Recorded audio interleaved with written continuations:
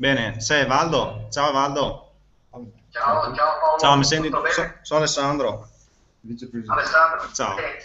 Beh, mi presento intanto, sono Alessandro, vicepresidente del Governo Nazionale Veneto. Volevo darvi un benvenuto a tutti a sta serata, 23 maggio 2015, sta serata di presentazione del progetto del Governo Nazionale Veneto, del Popolo Veneto. Allora, come dicevo prima, appunto, sono un collaboratore del presidente e so appunto introdurre la persona, della- introdurre la persona del governo nazionale Veneto che ha, diciamo, istituito questo progetto e che ha, diciamo, crea l'istituzione. Innanzitutto vorrei appunto spiegare brevemente, dopo lo approfondirà il Presidente Gabriele, cosa cos'è il Governo Nazionale Veneto. Il Governo Nazionale Veneto è quando che nasce soprattutto? Nasce nel lontano 97 ad opera di Gabriele De Pieri ed è l'unica istituzione attualmente presente al mondo che ha l'autorità giuridica per rappresentare il popolo veneto a livello internazionale. Allora, lo scopo appunto è quello di rappresentare i cittadini veneti eredi della Repubblica Serenissima dopo il 97, dopo il 1797 e ha lo scopo di portare avanti diciamo, il diritto dell'autodeterminazione del popolo veneto. Sappiamo tutti che il diritto dell'autodeterminazione è un diritto che è sancito dalle Nazioni Unite, è un diritto inalienabile al quale tutti i popoli appunto sia il diritto di esercitarlo, ma anche e soprattutto il dovere morale di portare avanti questa iniziativa. Perché il Brasile è importante capire perché siamo in stretto contatto con il Brasile, perché nel lontano 1900, 1800, fine 1800, tanti veneti sono partiti dai nostri, sono stati costretti, sono stati portati dalle nostre terre, come spiegava anche prima Evaldo, per raggiungere diciamo, l'Eldorado, ecco, la terra promessa che era appunto gli stati del Sud America, Brasile, Argentina e altri stati americani. Eh, penso che sì, sia importante appunto lasciare adesso la parola al Presidente che vi spiegherà bene tutto il progetto nei minimi dettagli e potrei capire appunto il percorso che siamo Drio attuare per tutti i veneti sia qua nei territori veneti nativi sia in Brasile e sia tutti i veneti che sono presenti nel mondo. E che avremo anche altre persone in videoconferenza, quindi potremo scambiare queste informazioni attraverso appunto questo strumento che è la rete. Penso che sia una cosa utile e importante per tutti. Vi ringrazio, passo la parola al Presidente. Presidente? Mi senti? Non mi senti? Ciao a tutti, salve, salve a tutti quanti. Saluto. Oh, saluto tutti, me vedevo, sì? Ok, benissimo. Vado un attimo adesso, no, mi piace guardare anche a voi altri, vi vedo bene, bei. Siamo in diretta, sì, logicamente, quasi, che ora è adesso qua?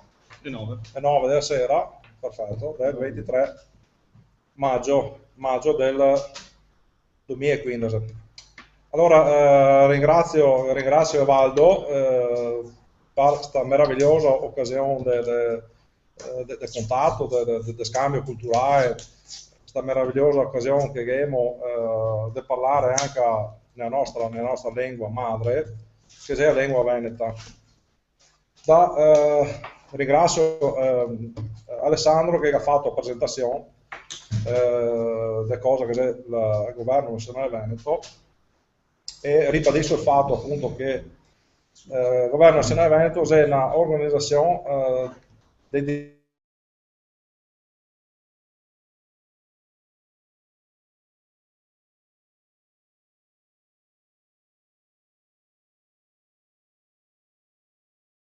da chi i veneti che sono stati deportati nel mie ripristino. Mi sentio? Ripristino. Proprio anche questo momento qua. Devi stare attenti. Perché sei linguale spinoso che si scassa. Dopo un'ora cade. Dove? Sì, si stacca.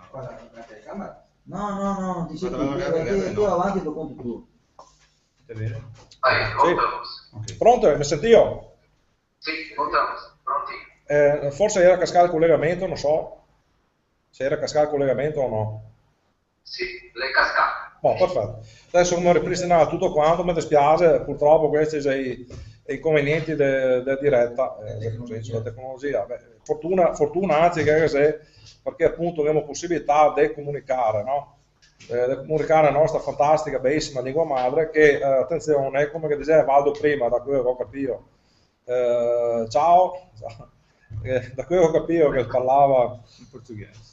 E parlava appunto in brasiliano che la nostra lingua veneta è la lingua più antica d'Europa. Non solo è la madre di tutte le lingue europee, ma è addirittura la madre della lingua italiana. Questo è doveroso sottolineare questo fatto qua, insomma.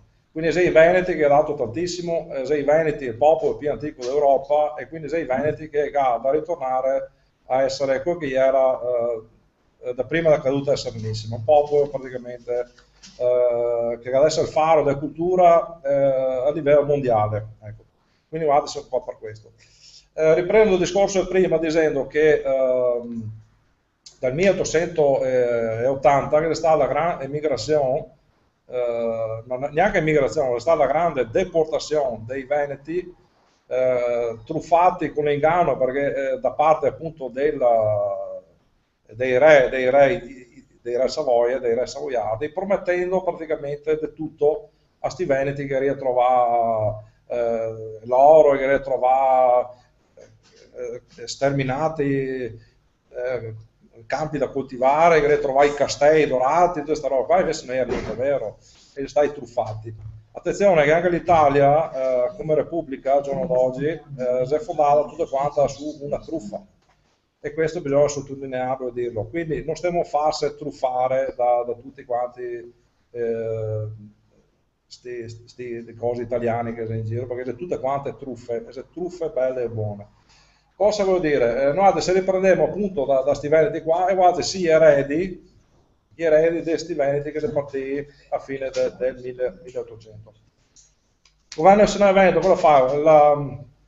C'è questa struttura a livello internazionale che raccoglie su tutti quanti i veneti che si dichiara veneti tramite cosa? Tramite sicuramente Valdo vi aveva spiegato ben prima, ho sentito, tramite un'anagrafe storica del popolo veneto, che è questa qua. L'anagrafe storica è usato in un registro storico dove che depositato, attenzione che questo registro qua è stato depositato presso le Nazioni Unite a Ginevra, quindi tutte le cose, tutte le robe che fa il governo nazionale veneto è pienamente e totalmente diciamo all'interno della legalità e all'interno del diritto internazionale. Quindi tutte persone discendenti da che persone che purtroppo sono state costrette con l'inganno all'emigrazione e appunto se eredi, se discendenti di queste persone qua, ha diritto di iscriversi all'anagrafe storica del popolo veneto e quindi ha diritto di, volendosi, puoi farsi anche il documento di identità, che giustamente prima Valdo aveva fatto vedere la carta di identità veneta, ma ha diritto soprattutto di autodeterminarsi. E questa è una roba molto importante. È per questo che nasce anche la Confederazione Veneta. Allora, la Confederazione Veneta, forse Valdo non ve l'ho detto, però i territori veneti non sono territori che ad esempio un territorio amministrativo come che è adesso secondo l'amministrazione italiana, ma i territori veneti dal 1797, quando che Repubblica Veneta diciamo, ha ceduto la parte amministrativa del territorio, erano molto più grandi i territori veneti. I territori veneti, si parla della provincia, attenzione, voi altri là, se vi gente che siete provincia da Brescia, che siete da provincia da Bergamo, che siete da provincia da Trento, da Mantova, da Crema, da tutto quanto il Friuli, e addirittura i triestini e anche gli istriani, anche queste persone qua hanno diritto di far parte del popolo veneto, perché anche loro sono discendenti del 1797 appunto di questi veneti qua. La nostra terra, il nostro territorio arrivava fin quasi in Crimea, si può dire. Adesso si parla tanto della Crimea, si parla dell'Ucraina, che roba là. Quindi noi altri che abbiamo un territorio molto esteso, molto vasto. E adesso qua vi faccio vedere una piantina, se riusci a vederla, se no vi apporto un attimo alla... Si vede qua davanti? Ecco, adesso mi fa una bella... Se vedi la piantina, sposto. Qua. Ok, va bene qua. Piso. Ferma. Ok, facciamo così. Riusci a vedere? La parte rossa, ecco. La parte rossa, giusto lì. Esatto, lì. la parte rossa, tutti quanti i territori veneti. Vedi la Turchia, vedi la Grecia, vedi l'impero ottomano, che una volta si chiamava impero ottomano, e adesso si chiama Turchia. Vedi Creta, Cipro, vedi, ecco. Qui là erano tutti quanti i territori commerciali dei Veneti, di Venezia, quindi vedi praticamente si ciappava circa il 30% di quello che era i territori dell'impero romano. Non so se avevi visto bene. Ok, questi qua erano i nostri territori. Dopo al limite vi farò vedere ancora se avete delle domande da fare. Quindi se il nostro dovere, un dovere come ha detto prima Alessandro, a parte un diritto, che è il nostro diritto, attenzione, ma se il nostro preciso dovere morale, ritornare a essere un popolo grande, un popolo che continua a fare la storia. Ecco. Logicamente, chi che si interessa a fare questa roba qua può farla, logicamente, l'anagrafe storica. E chi che non interessa, non è che noi altri, insomma, la persona può benissimo decidere anche perché no, di rinunciare a un suo diritto, è una facoltà sua. Però tutte quante le persone che gli interessa il progetto, noi altri siamo qua ben aperti a accogliere tutte queste persone qua, insomma. E mi garantisco che siamo veramente tanti. Adesso non so, là in Rio Grande e Santa Caterina probabilmente sarei 7-8 milioni di discendenti, dico probabilmente, insomma. Quindi che vedi, dal 1800, quindi da 150 anni più o meno a sta parte qua, 140 anni, che sta a portare via tantissimi veneti dai suoi territori. Perché l'intento, lo scopo, attenzione, se guardate vi guardate anche, se avete occasione di andare in internet, vi guardate il piano Calergi, si chiama, è appunto un piano messo in atto da dei personaggi, diciamo così, un po', non posso dire, però queste persone qua, praticamente, dovrebbero distruggere tutto quello che è la storia, la cultura, le tradizioni europee. Quindi per distruggere l'Europa, cosa succede? Essendo i Veneti il più grande popolo europeo, doveva distruggere cosa? Doveva distruggere i Veneti, no? Vedi io qua adesso, questo libro qua. Questo qua sono i Veneti. Questo libro qua che vi faccio vedere, vedi io bene? Ecco, bene, questo libro qua, praticamente, in Italia si è proibito. Si è proibito leggere questo libro qua. Perché questo libro qua dice tantissime verità. Questo è il discorso che vi facevo vedere l'altra volta, non so se è Valdo che avevi messo in Facebook, penso di sì, io la sua pagina là, dove chi aveva trovato dei reperti archeologici, mi senti io?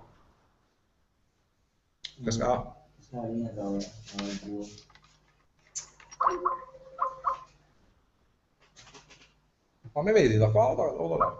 Io volete vedere da qua. Volete vedere da qua. Adesso un attimo. Perché mo bene. Sì, ma era quello che si pareva, che si quadrava con la telecamera. Sì, aspetta. Sì, ma dite che siamo sul penso a rete e non parla direttamente da qua. No, io quello che mi vuoi fare invece che parlare direttamente dalla telecamera. Ti col master, quello. Bisogna che come fa possibile. Come fa possibile. Come fa possibile.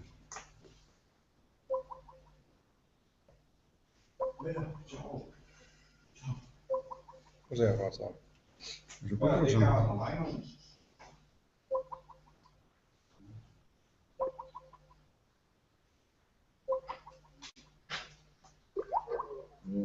daremo diversamente dentro il proteggere una cosa. Questo è una video che con sentita. No, Lori? C'è Lori, no? No, qua c'è una posta. Oh, Pronto? sì. Sì. Gabriele, Sì. alla connessione segata tutta, segata scatò quando che ti spiegava del libro, dei temi. Se ti puoi spiegare ancora, abbiamo perso la connessione in quel momento lì. Vedi il libro qua. Ecco. Sto libro qua praticamente sta scritto da dei archeologi sloveni, storici sloveni, linguisti sloveni e parla dei Veneti antichi. Okay? I Veneti come progenitori dell'uomo europeo, quindi l'uomo europeo non è altro che sta forgiando a livello culturale, a livello diciamo anche delle tradizioni, della storia e cultura, appunto da questa popolazione che era i Veneti antichi. Allora, gli unici adesso, fin adesso, che fino a questo momento qua, che può vantare una eredità storica da questi Veneti antichi qua, logicamente è chi ancora che porta il nome Veneto, dei Veneti, e che porta logicamente anche il nome dell'ultima città costruita dai Veneti, che è Venezia. Fin qua sia chiaro sta roba qua. Allora, per ritornare al libro, sto libro qua già sta vietato, proibito, censurato praticamente dall'Italia. Non si trova in Italia, sto libro non si trova. O te lo trovi o in Austria, o in Slovenia, o in Svizzera, o in Francia, ma in Italia non si trova questo libro. E questo la disalonga sull'alone di censura che è da parte delle autorità italiane su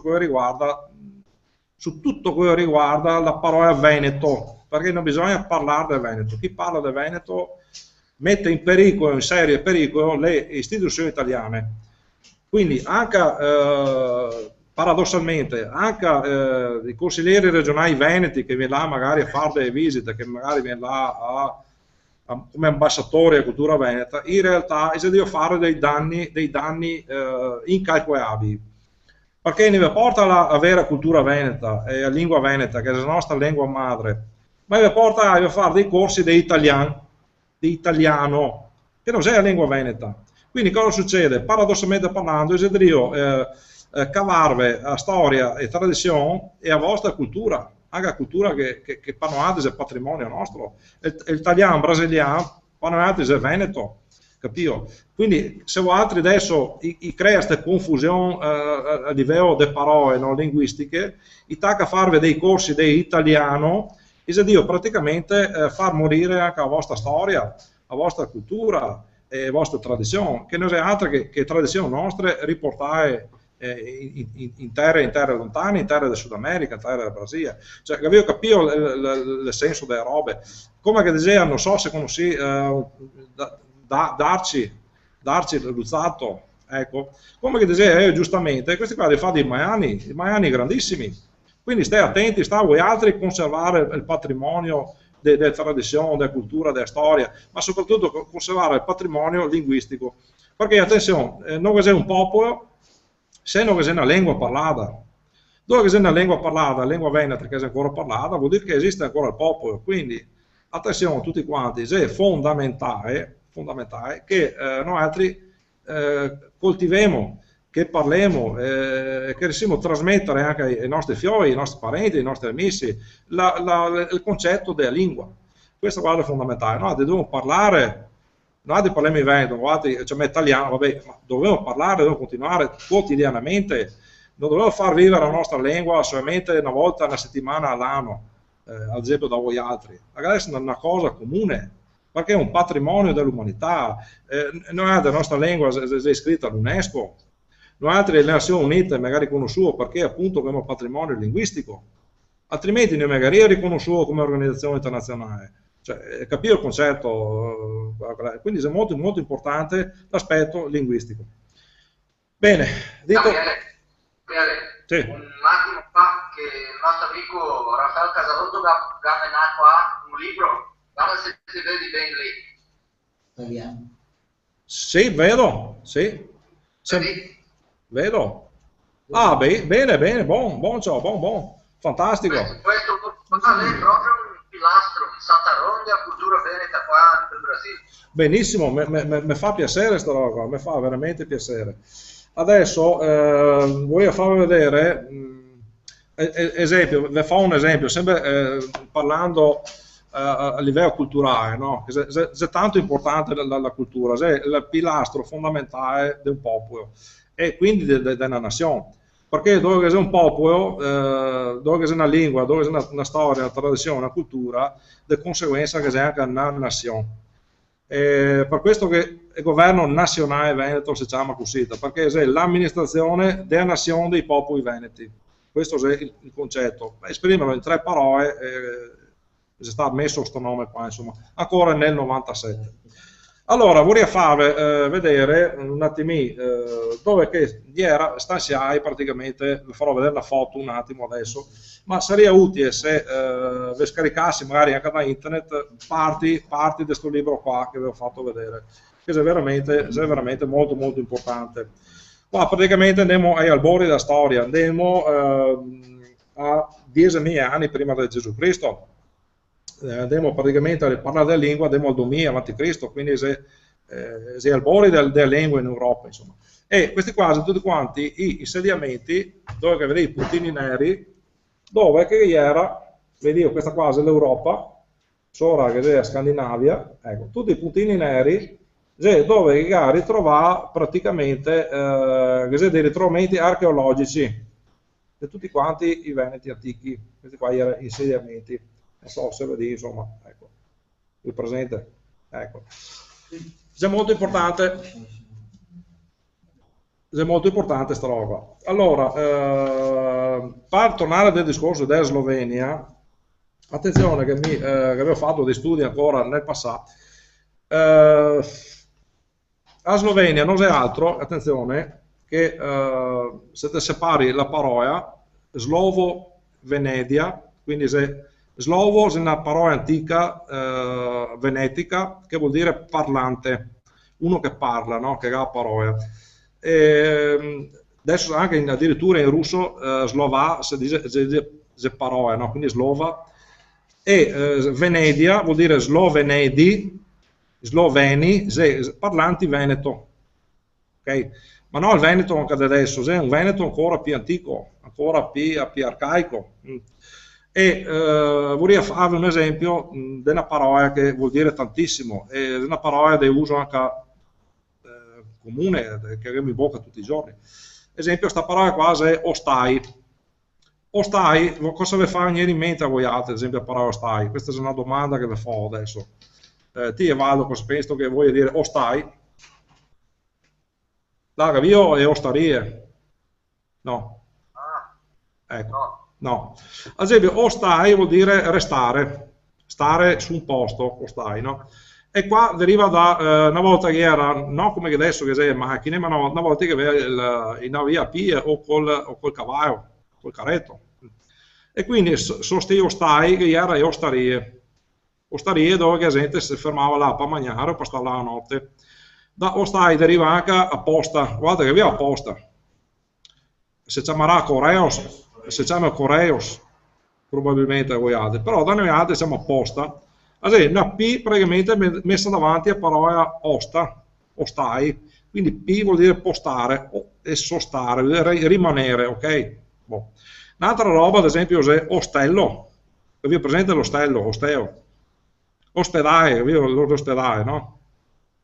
Da guarda che come si chiama l'ospedale da voi altri? Ospedale, e quindi... come? Ospitale. Esatto, ospitale, esatto, che roba là non è altro che la trasliterazione di questa parola antichissima ostai, che è ostare, quindi sostare, ok? Quindi vediamo ancora tantissime parole vecchie, sono talmente arcaiche che si è perso l'uso adesso attuale, perché anche le lingue nel corso dei secoli, dei millenni, ha delle mutazioni, questo è il quanto. Bene, perfetto. Sì. Altre parole che abbiamo trovato qua, che abbiamo visto altri giorni, ciucco, la parola ciucco. È il muso. Ciucco, è una parola veneta. Sì. La parola vacca. Sì. Sì. También è veneta, vacca è una parola che qui in portoghese anche si dice vacca, sì. ma è veneta. Sì. E altra parola che avevo in testa prima era ciao, también è veneta. Ciao, ciao. sì. Ciao. Ma te sai da dove deriva ciao, no? Esempio? No. Allora, durante quando era ancora la Repubblica nostra, amatissima Repubblica Veneta, quando si incontrava tra gentiluomini, si salutava in maniera ossequiosa, no? Io sequi, e diceva vos ciao, sarebbe come dire schiavo vostro, capisco? A vostro servizio sarebbe, no? A servizio vostro, vos ciao, e vos ciao, e se mi fuori la parola, la contrazione di questa parola qua, che se mi fuori ciao, ok? Adesso, se vi ancora della gente che è originaria da voi altri, ad esempio dalle zone o della Germania o dell'Austria, anche loro usa questa parola qua, loro dicono servus, quando si saluta dice servus, quindi vuol dire ai vostri servizi, schiavo vostro, in questo senso, nel senso del rispetto dell'altra persona, insomma, si salutava così. E quindi ciao, questa parola qua, veniva del dominio internazionale praticamente, però è una parola veneta, questa è la questione, insomma, sempre una parola veniva da noi altri, e c'è tantissime altre parole venissero dalla nostra lingua, dalla nostra cultura, insomma, che è del dominio comune. E questo per quello riguarda la lingua. Se avete altre domande, se no mi vado avanti un attimo, e ho fatto una piccola digressione sul tema, insomma, e adesso mi dirigo a altri. Va bene, vediamo qua. C'è qualcuno che vuole domandare qualcosa a loro? È alguém che gostaria di fare alguma pergunta para eles? Perché là in Veneto, a Padua, a Venezia, non si parla così l'italiano, perché si va a Spagna, nei Paesi Baschi, si parla il basco, stanotte non li capisci, mia. E quando si va a Venezia, si va a Padova, a Milano, bisogna parlare italiano, il nostro italiano, non si parla là. Capito? Sì, no, d'accordissimo. Allora, attenzione, che come che voi altri, i vostri antenati, stai, diciamo così, costretti a emigrare, qua purtroppo abbiamo subito una devastazione a livello culturale, a livello di tradizioni. Attenzione che qua noi altri abbiamo avuto una prima guerra mondiale, non so se i vostri vecchi magari si ricorda, dove che appositamente gli italiani hanno fare un'opera di pulizia etnica nei confronti delle popolazioni venete, perché il fronte della guerra, della prima guerra mondiale, era qua tra Treviso, Venezia, Padova, Vicenza, o comunque sui territori veneti, sulla linea del Piave.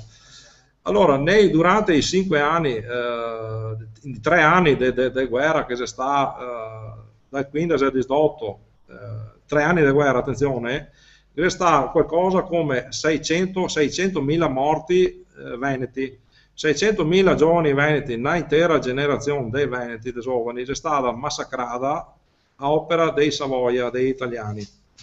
Quindi è logico che dopo noi altri abbiamo imposto sui nostri territori e alla nostra gente, abbiamo imposto tramite la scuola italiana di parlare un certo tipo di lingua.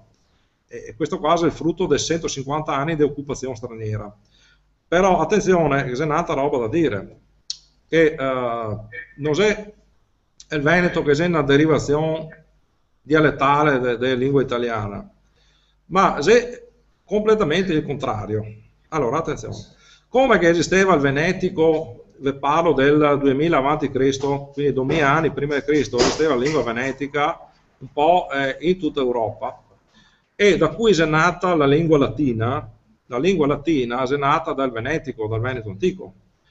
Successivamente la lingua italiana è sempre nata dalla lingua veneta successiva. Quindi chi ha fatto la prima forma di grammatica sintassica italiana, prima forma del 1500, non è altro che un certo Pietro Bembo. Pietro Bembo era un notabile, un cardinale, una persona molto, molto colta della Repubblica di Venezia, che aveva i suoi uffici praticamente all'interno di un palazzo che si trova a Roma, si chiama appunto Palazzo di Venezia, che non era altro che la sede diplomatica della Repubblica Veneta, appunto presso la Santa Sede, perché in quel periodo là non era lo Stato italiano del 1500, che era praticamente lo Stato pontificio, quindi che era il potere, il Papa praticamente che aveva uno Stato che si chiama appunto Stato pontificio, e la Repubblica di Venezia che aveva la sua sede diplomatica a Palazzo di Venezia. Ecco. Quindi il Bembo, Pietro Bembo, è stata la persona che ha formato la grammatica sintassica italiana. Quindi la lingua italiana, possiamo dirlo a chiare lettere tranquillamente, non è altro che una derivazione della lingua veneta. Okay? Perché loro parlavano una lingua tra il latino e la lingua vulgaris, che era sempre comunque una derivazione del latino, ma che con la lingua italiana da adesso e con la lingua veneta non aveva assolutamente niente a che fare. Quindi questa è la verità storica. Lo dimostra il fatto che, se voi altri andate a leggere anche dei testi scritti nel 1300, testi scritti da autori veneti, quindi all'interno dei territori della Serenissima, e nel leggere dei libri, prendiamo un autore a caso, no? Uno a caso così, diciamo Dante Alighieri, mentre voi altri leggete un testo veneto del 1300, quindi del stesso periodo del Dante Alighieri, il testo veneto riuscì a leggerlo tranquillamente e a capire il significato del testo, di quello che lì è. Se voi altri leggete un testo del Dante Alighieri, sempre parliamo del 1300 e qualcosa, il testo del Dante Alighieri non si è in grado di leggerlo, perché non si è in grado neanche di capire cosa che è scritto. Quindi che avevi bisogno nel modo più assoluto di didascalie alla pie pagina del libro per capire cosa che vuole intendere l'autore. Quindi a tutti gli effetti è come se fosse una lingua straniera, insomma, questo è il concetto. Però torno a ripetere, a ribadire il fatto che se voi altri leggete un testo appunto di un autore veneto del 1300, voi siete in grado di leggere e addirittura di capire cosa che c'è scritto. Quindi non è niente vero che il veneto è una lingua derivata dall'italiano, ma è totalmente e completamente il contrario. Anche perché, attenzione, il Veneto è un popolo a tutti gli effetti, è il popolo più grande d'Europa, è l'Europa stessa che lo dice, non siamo noi altri qua del governo nazionale veneto che diciamo questa roba qua. È una cosa che se sa è risaputa, solo che mentre l'italiano, attenzione, che l'italiano non è un popolo, l'italiano non è un popolo. Poi noi altri siamo in grado di dare una nazionalità, perché un popolo è una lingua, una storia, una nazione. Ma l'italiano non ha storia, non ha tradizione, non ha niente. C'è sta una serie di popoli occupati durante le guerre di occupazione fatte dai Savoia nel 1848, 1840, qualcosa, fin dopo arrivare alla nostra attenzione, annessione al Regno d'Italia con un referendum truffa. Cioè, quindi anche là le truffe che erano all'epoca, mega truffano gli altri, quindi noi altri non abbiamo niente a che fare con questa gente qua. Lo dimostra ancora comunque il fatto, perché mi riferisco, attenzione, sempre dei dati di fatto, perché non mi piace parlare così a vanvera, cioè o se cade delle prove effettive in mano, se no bisogna tasere, no? Allora, quando le ricerche degli haplogruppi, che non è altro che le ricerche a livello tramite dei test genetici, qua parliamo proprio di genetica, quindi è una scienza esatta, non si può controbattere questa scienza perché è esatta. Noi tendiamo a vedere che i veneti, praticamente, i veneti adesso adriatici, no? Appunto Brescia, Bergamo, tutto quello che era il territorio della Serenissima, la Slovenia, quindi parte anche della Lusazia, che si chiamava allora Lusazia, della civiltà appunto di Lusazia, e parte appunto dei veneti che ho detto prima della Scandinavia, perché noi altri veniamo solo praticamente siamo nordici come origini, non siamo dal sud. Quindi le attestazioni a livello genetico degli haplogruppi dice che noi altri facciamo parte della razza, della popolazione che viene dal centro Europa, dal centro-nord Europa. Quindi noi altri siamo, diciamo così, la frangia, noi altri veneti, la frangia che è più a sud di questa popolazione, che ancora porta il nome, porta l'eredità storica di questo antico popolo. Questo è quanto che dovevo dire e quanto che do la risposta. Spero di essere stata esauriente la domanda che mi aveva fatto il signor prima, che purtroppo non mi ha detto come si chiama. Ma questo è il dato di fatto, cioè noi abbiamo subito una colonizzazione da parte delle forze italiane. Come che adesso uno venisse a casa vostra con le armi, con i mitra, con le robe e vi imponesse delle usanze, delle tradizioni, una cultura e una lingua che non è la vostra. Cioè, noi abbiamo subito purtroppo questa roba qua. Mi spero che guardate voi all'interno della vostra testa, sì, ma con ragionamento, ma anche all'interno del vostro cuore, voi parlare anche al vostro cuore, guardate si in grado di capire questa roba qua. Guardate veramente, guardate da un lato che tentava di sterminarvi, e noi da stato lato che tentava appunto di completare un genocidio. Un genocidio da una parte che tentava in maniera fisica, appunto con la prima guerra mondiale, con le deportazioni, e dopo con la seconda guerra mondiale. Attenzione che in Istria, l'Istria che era veneta, terra veneta l'Istria, là nella seconda guerra mondiale praticamente, non so se avete presente le foibe, che robe là, ma veramente che occupa centinaia di migliaia di persone, si parla di 300-400, mezzo milione di persone all'interno delle foibe, cioè gente civile che non c'entrava niente. E quindi da un lato voi altri con la deportazione, da un lato noi altri con la prima guerra mondiale, dopo in Istria con la seconda guerra mondiale, in totale questi qua diciamo che ha sterminato tranquillamente 2 milioni e mezzo, 3 milioni di persone. Cioè, se noi siamo crimini questi, mi non so insomma cosa che possa essere un crimine. Dopo il crimine che perpetrato, che proseguito il crimine con la cosa culturale, un crimine culturale con la disinformazione, col genocidio culturale, cioè quando che un'altra amministrazione viene qua con la forza, perché non siamo liberi di decidere. Questo concetto, mica ha imposto dei usi, delle tradizioni, mica ha imposto altre popolazioni, cioè qua mica mandava delle popolazioni dal sud che con altri non c'entrava niente, cioè, e non mica mandava qua persone che avevano voglia di lavorare e di darsi a fare e creare del benessere. No, qua mica mandava delle persone che erano impiegate a livello amministrativo, era qua solamente per schiacciarmi noi altri, per schiacciarmi e per comandarmi, per tenermi praticamente sotto un gioco di schiavitù, mega soggiogare praticamente. Questo è quello che ha fatto questi signori qua, questi signori italiani. Questo è l'etnocidio culturale che ha usato perpetrare da quando che si arriva in Savoia fino adesso, perché anche adesso, cioè, se adesso vi dico, attenzione, dovevi veramente fare un coso mentale, uno sforzo mentale grosso. Se vi dico ad esempio che, torno a ripetere, che sto libro qua, sto libro qua se è proibito, cioè la dice lunga, ma perché proibire un libro? Perché? Cioè vede che evidentemente questo libro qua è pericoloso. È pericoloso per chi? Per l'amministrazione italiana. Cioè perché mette in dubbio mette seriamente in pericolo quello che è tutte le bugie e le falsità che ha detto fino adesso e che continua a dire.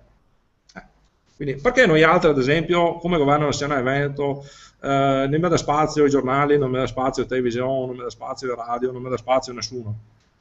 Perché noi altri, anzi, subimmo sempre delle censure e molto feroci anche da parte dei partiti italiani, e non sto qua a farvi l'esempio perché, ad esempio, tutto quello che non è il Governo Nazionale Veneto, attenzione, è tutto quanto ciarpame, come c'è voi altri squasse italiane che tentano di fare tutto per oscurare il nostro cammino, per oscurare il nostro progetto, per mettervi i bastoni in mezzo alle rode. Cioè, questa è la realtà dei fatti. Quindi dovete sapere anche voi altri un attimino a filtrare un attimino che tutto quello che vi presenta italiani non è sempre per il vostro interesse, anzi è solamente per l'interesse suo e loro sotto certi aspetti.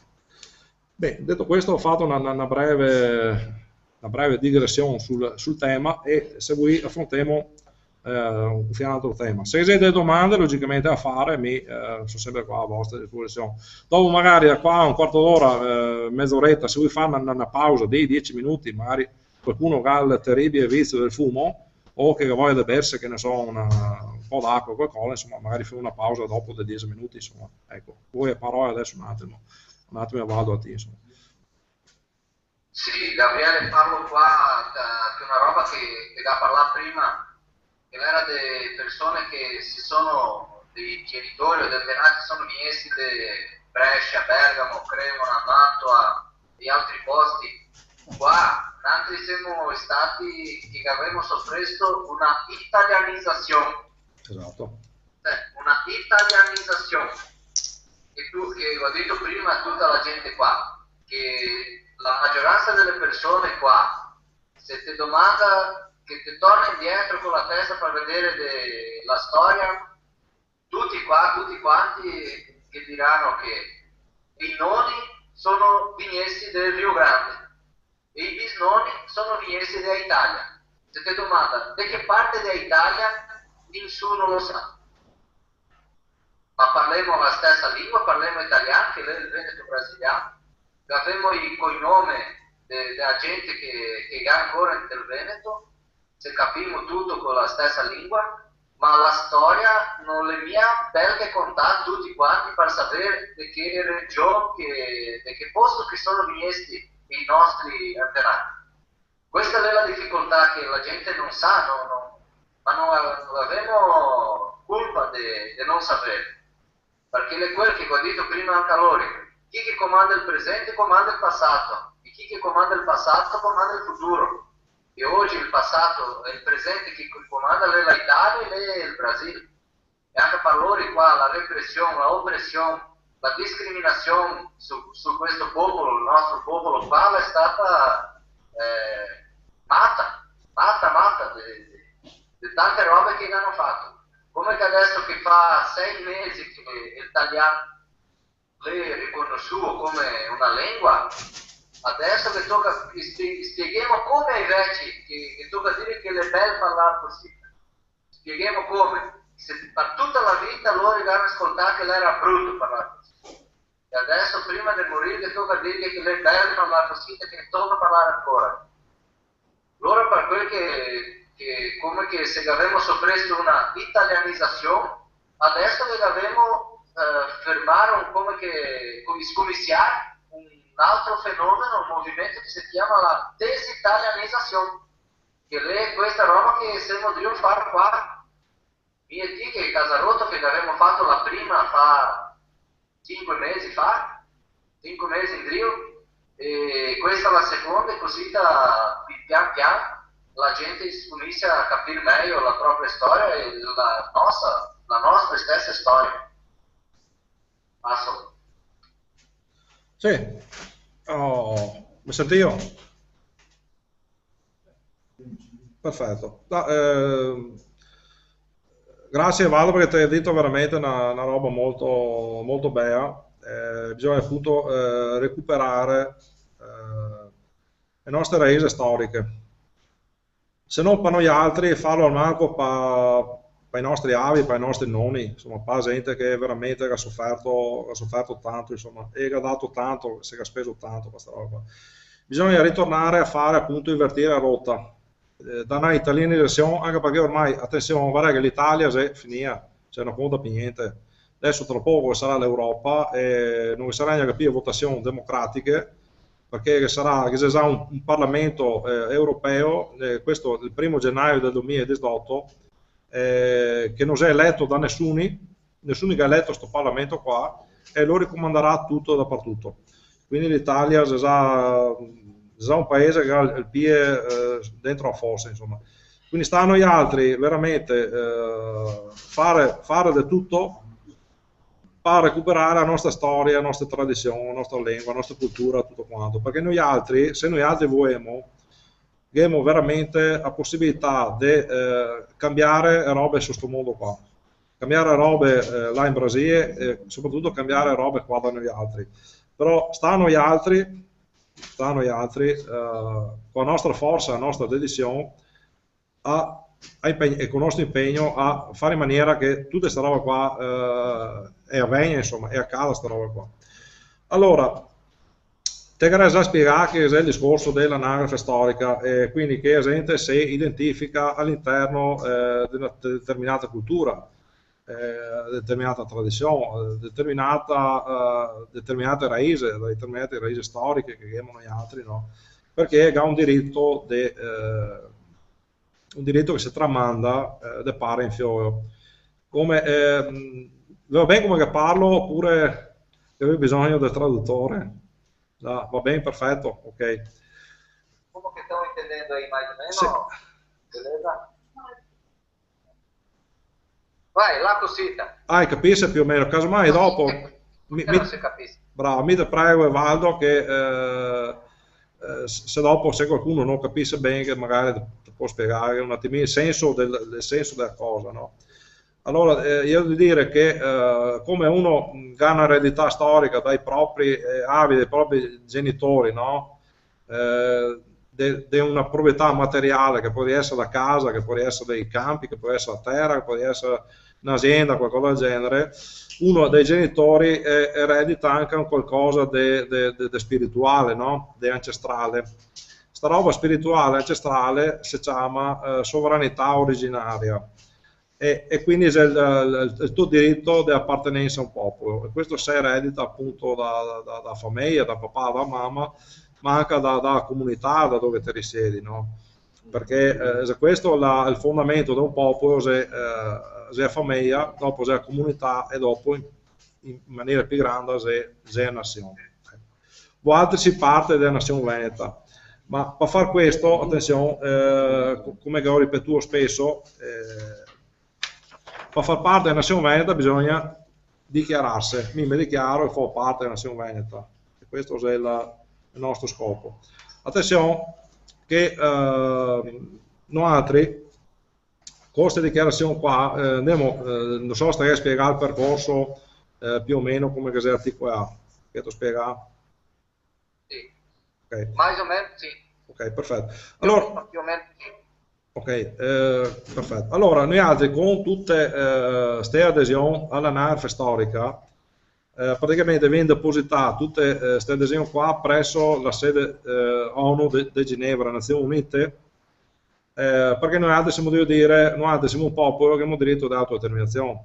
Come che noi altri, attenzione, che abbiamo questo diritto qua di autodeterminazione e andiamo a rivendicare questo diritto perché siamo un popolo, presso l'amministrazione italiana, voi altri potete farlo benissimo, sta roba qua presso le istituzioni brasiliane.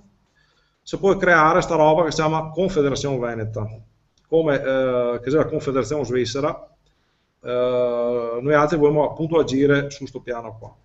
Come che sia ad esempio la common law inglese, più o meno, noi altri diciamo, boh, siamo veneti del Veneto originario, però che sono i nostri discendenti, i nostri veneti che hanno diritto di autodeterminazione perché le terre su cui vive sono terre che appartengono.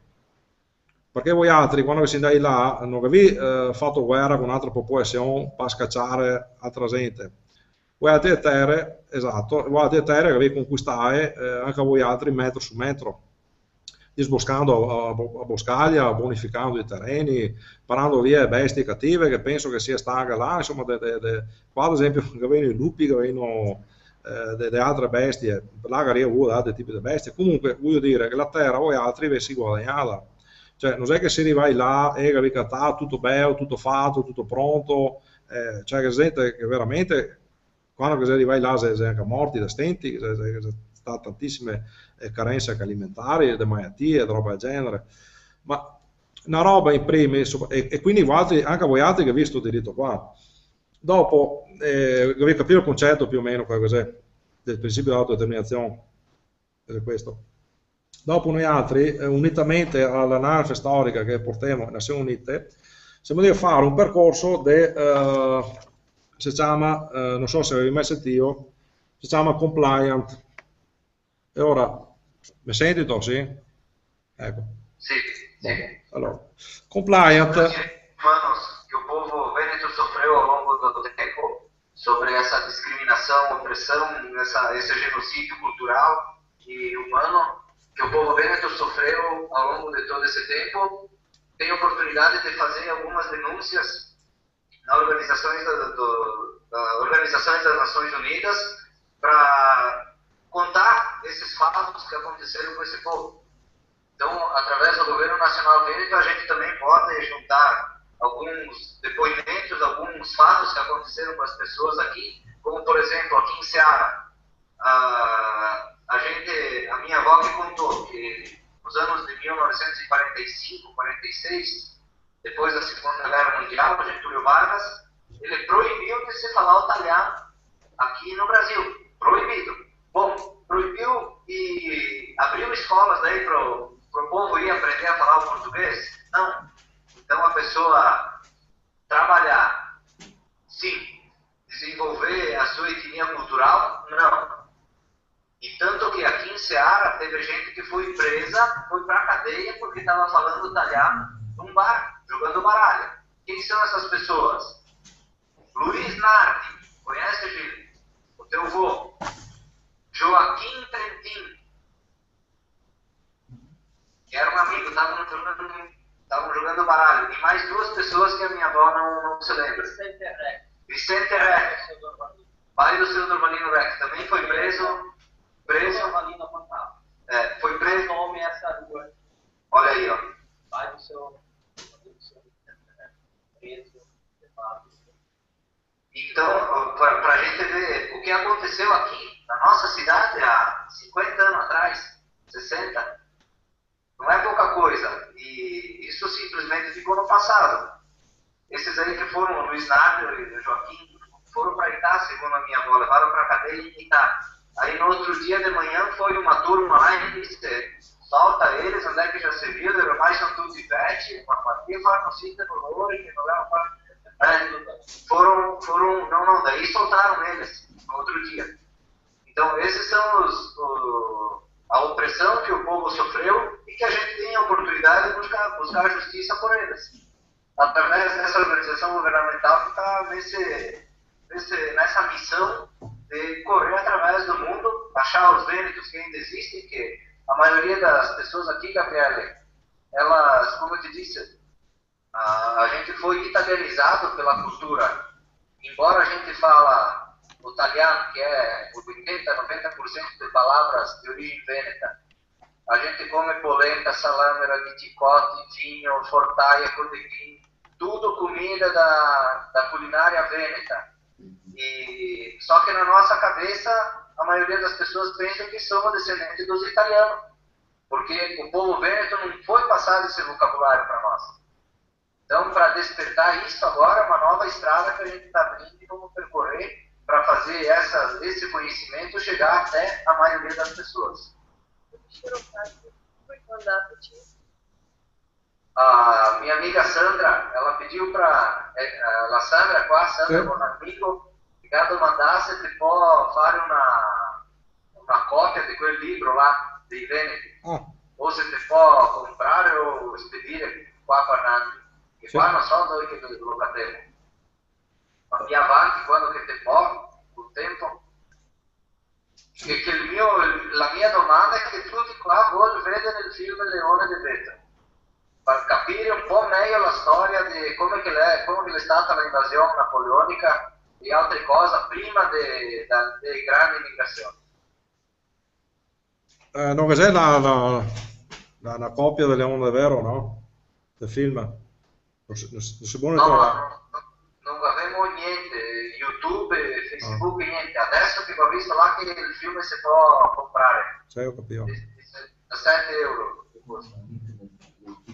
Per me te farò avere una copia in qualche maniera, insomma, ti farò avere una copia del film, mi manca soprattutto se so buono trovare il libro, perché mi tocca veramente fare i miracoli, ti farò avere una copia anche del libro, insomma.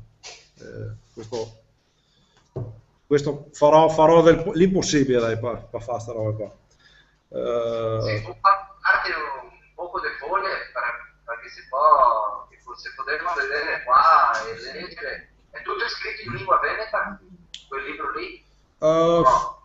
No, purtroppo è scritto in lingua italiana, purtroppo, insomma, per ovvi motivi, insomma. Però che è descrizione che è in Veneto antico, in Veneto arcaico, che è più o meno del 1800-2000 anni prima di Cristo. Quindi vuol dire che noi altri qua anche i reperti archeologici che abbiamo trovato qua anche recentemente parla appunto di questa lingua antichissima che è appunto la lingua veneta. Adesso ti faccio vedere ad esempio se trovo, ti faccio vedere l'alfabeto, la prima forma dell'alfabeto, allora qua, venetico, perché i veneti antichi avevano un alfabeto veneto. Non so se si vede. Ok, va bene. Si vede bene? Sì, si vedeva la connessione fermata, l'avevo visto bene. Ecco, praticamente questa lingua qua è una lingua antichissima che si trova, ti te scavi una busa qua noi altri e te trovi scritte ad esempio come questa, cioè non te trovi scritte in latino, capisci? Cioè questa qua, vedo. Questa era scritta in veneto antico, in venetico. No, non è latino sto qua, è altra roba, capisci? Cioè, vuol dire che noi altri eravamo qua da 2000 anni prima dei latini, anzi addirittura sotto le rovine da Roma antica, e che trovaste scritte qua in venetico. Quindi cosa vuol dire? Che i veneti antichi addirittura erano presenti sotto a Roma, quindi Roma non è stata fondata dai greci, della roba là, Roma è stata fondata dai veneti antichi, e queste sono le prove. Un'altra prova della fondazione di Roma, più che fondazione della storia di Roma, è che a persone che ha scritto gli annali di Roma, e quindi la storia di Roma antica, era un certo Tito Livio. Tito Livio non era altro che un padovano, uno da Padova, quindi non poteva essere a Roma che se mio qua a portarmi in altre civiltà, perché civiltà in realtà è nata qua in Veneto, e non è che mi portava da loro, cioè, bisogna invertire le robe. La verità non è come chi vi dice, chi vi racconta, la verità è diversa. Uno dei più grandi senatori della Roma repubblicana, uno degli ultimi grandi senatori, esempio, si chiamava Trasea Peto. Sto Trasea Peto era anche io un veneto, era da Padova, questo Trasea Peto. Dopo se vediamo un certo Catullo dove ero? Era un veneto appunto di Sirmione, di Verona, quindi insomma, la storia dice lunga. Un'altra roba è che noi altri qua dei scavi archeologici siamo pieni di siti archeologici dove è sicuro che c'è reperti venetici, dei veneti antichi, solo che, attenzione, non trovo mai i soldi per fare i scavi archeologici, quindi per portare in luce la verità, e i scheino che c'è, vado a caso, no? Perché probabilmente la verità fa male, devi capire come che c'è. Bene. Questo è il discorso. Allora, per tornare al discorso delle denunce, come ti ho detto prima, da noi altri che c'è una continua forma di discriminazione, sia effettiva sia anche strisciante, quindi sotto banco, da parte dell'amministrazione occupante italiana, occupante i territori veneti. Allora, mi vorrei, non so se ti avevo detto al pubblico, vorrei far vedere un attimo un documento molto importante che è stato depositato diremo l'8 dicembre del 2010. Non so se ve l'ho fatto vedere questo. C'è la Dichiarazione Universale dei Diritti Umani fatta in lingua veneta. Che, attenzione, Valdo, se ai tuoi ospiti là te che dici che puoi trovarla sul nostro sito, sul sito del Governo Nazionale Veneto, la sezione documenti, che c'è appunto anche la Dichiarazione Universale dei Diritti Umani fatta in lingua veneta. E sempre depositata presso sede ONU di Ginevra da me, praticamente, vabbè, da governo nel 2010. Attenzione che ci sono 30 articoli, Dichiarazione Universale dei Diritti Umani, sono 30 articoli. Una domanda che voglio farti a te e Valdo è molto importante questa, vi suggerisco veramente di leggerla perché è veramente molto importante. Qua in Italia, a scuola italiana, non insegna assolutamente quali che sono i diritti dei cittadini, non insegna niente a nessuno. L'insegnamento a scuola italiana è solo confacente cioè, a quello che è la futura produzione economica, ma di quello che è la cultura antica, quello che è le tradizioni, quello che è la storia nostra, non vi insegna niente, assolutamente niente, nulla. Soprattutto, torno a ripetere, non vi insegna i diritti umani. Ecco, quindi vi suggerisco di andarvi a leggere. Allora, torno al discorso per l'Italia, che attenzione, ha firmato i diritti umani, i trattati sui diritti umani e i trattati sui diritti civili e politici, la cosiddetta Carta delle Nazioni Unite, che è stata fatta nel 1966 e tra cui sono sicuro che ha firmato il Stato brasiliano, sui diritti fondamentali dell'uomo, è in violazione l'Italia dei 30 articoli. Prova a dire quanti articoli che è in violazione l'Italia della Dichiarazione Universale dei Diritti Umani. Prova a fare, dimmi un numero. 25. 25 articoli. Cioè, quindi capì benissimo che questi personaggi, questa amministrazione qua, è totalmente in abuso. Cioè, un'amministrazione che va contro i diritti umani, che va contro i cittadini, non può essere un'amministrazione legittima, legalizzata. Cioè, devi capire il concetto. Questi qua sono in abuso del tutto. Questi qua è fare una discriminazione totale. Ma attenzione, non solamente nei confronti e nei riguardi di quello che è il popolo veneto in sé, anche nei confronti di altri abitanti della penisola italica. Cioè, questi qua veramente devono andare fuori di tutte le norme internazionali, di tutti i diritti internazionali. Si vuole fare veramente disastri. Bisogna che noi, se sappiamo male le nostre responsabilità, la nostra vita, e cambiamo queste robe. Ma come farlo solamente noi con il nostro impegno civile, il nostro impegno civico? Capito il concetto? Allora, adesso ti dico un'altra roba, è chiaro il concetto fin qua per tutti? Sto intendendo da fare, però non so, incluida di algún lato.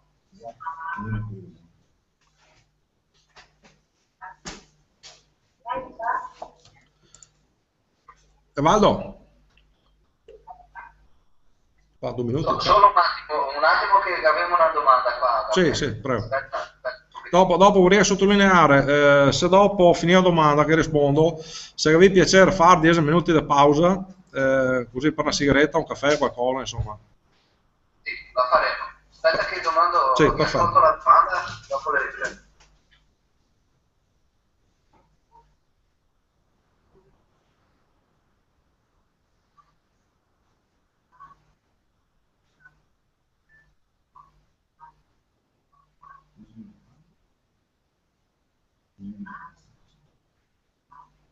Vieni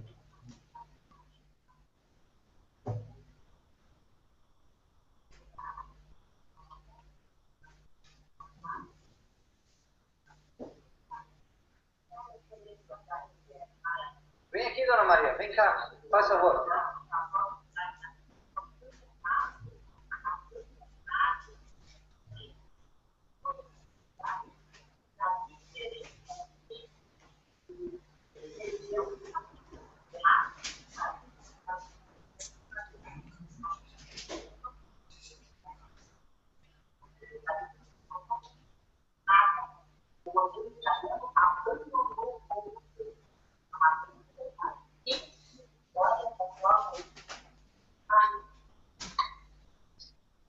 Una colocación qua de la señora María de Lourdes Casarotto. Maria de Lourdes? Maria de Lourdes Casarotto. È una Madonna ora? Nonna già, ma giovane ancora. No, una Madonna, una madre di Dio, dicevo, una Madonna in questo senso. Oh. Ciao Maria de Lourdes. Maria, che parla Veneto anche a lei. Ah, bene, questo. Fa piacere. Le ha detto che il popolo veneto, quando che è venuto qua nel Brasile, le ha sorpreso tanto perché sono venuti qua come deportati, come bestie. Esatto, sì. E dopo, quando che sono arrivati qua, che il governo italiano ha fatto una propaganda ingannosa, che voleva dargli la terra, dargli i utensili, dargli tutto, sono arrivato qua senza niente e smentegrai tutti. Il governo italiano mai si è ricordato che aveva gente che sono rimessi dall'Italia, si può dire, per qua per il Brasile. E come che loro sono rimessi di un posto che era il clima freddo, e dopo sono rimessi qua che era un clima tropicale, tanto sono morti perché malattie di zanzare, malattie del clima, di altre cose, che il governo italiano si è dimenticato in tutti. Non si è... Loro il popolo anche quel che ha soffresto, tanto che ha soffresto perché sono arrivato qua senza niente, e anche il popolo brasiliano no, il governo brasiliano, anche non lo riconoscia quella gente lì, e voleva solo che laurea e niente di più. Donna Maria, dai un saluto alle persone. Buongiorno. Salve. Buongiorno. Buondì. Mi mandarsi sono nonna, sì. Oh Madonna, vedi. No, ho capito che si dona, attento. Nonna, sì, no. Nonna, sento nonna. No, a mia vado, come c'ambito una battuta, cioè una battuta spiritosa, una broma, come c'ambito? Una piada. Aspetta. Una piada. Sì, perché da noi altri stiamo a Maria de Lourdes, signora, giusto? Sì. Da noi altri, qua il popolo veneto che sempre venerà una figura ancestrale, antichissima, una figura femminile che si chiamava la dea Reizia, ancora prima del cristianesimo. Okay? E quindi sta dea Reizia, che era appunto la dea madre per eccellenza dei Veneti antichi, dopo successivamente sta identificata con la madre di Gesù Cristo. Okay?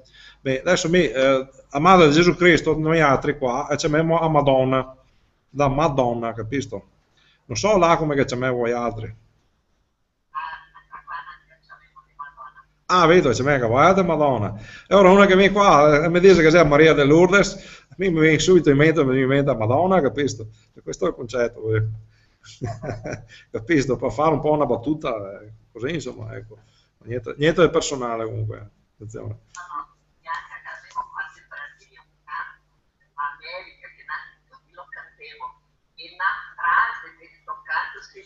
Come le bestie abbiamo arrivato.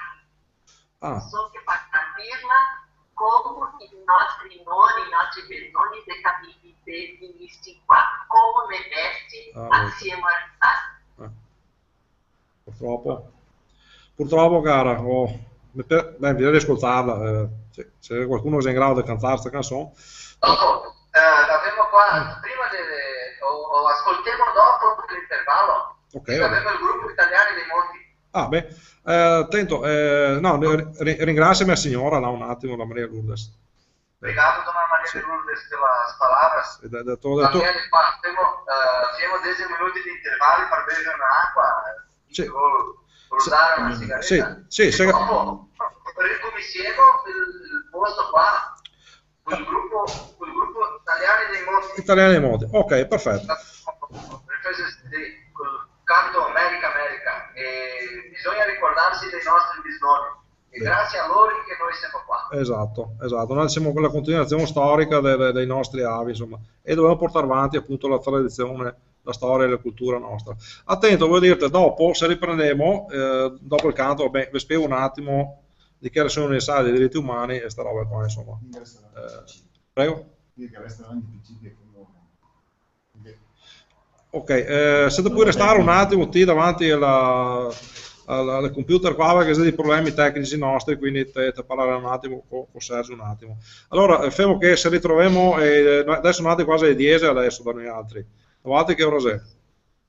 Adesso le 5 se non sai che ora è. 5. 5 tardi. Perfetto, se troviamo il 5 quarto va bene? 5:20? Sì, tranquillo. Boh, perfetto, allora un quarto d'ora e pausa da questo momento qua, insomma. Ok, vamos fazer uma pausa de 15 minutos que eles estão com problemas técnicos aí, a gente volta na sequência com Daniele dei Monti e os direitos humanos. Perfetto. Grazie, okay. A dopo ora, ok? Grazie, a dopo. Ok, ciao, a dopo. Ciao.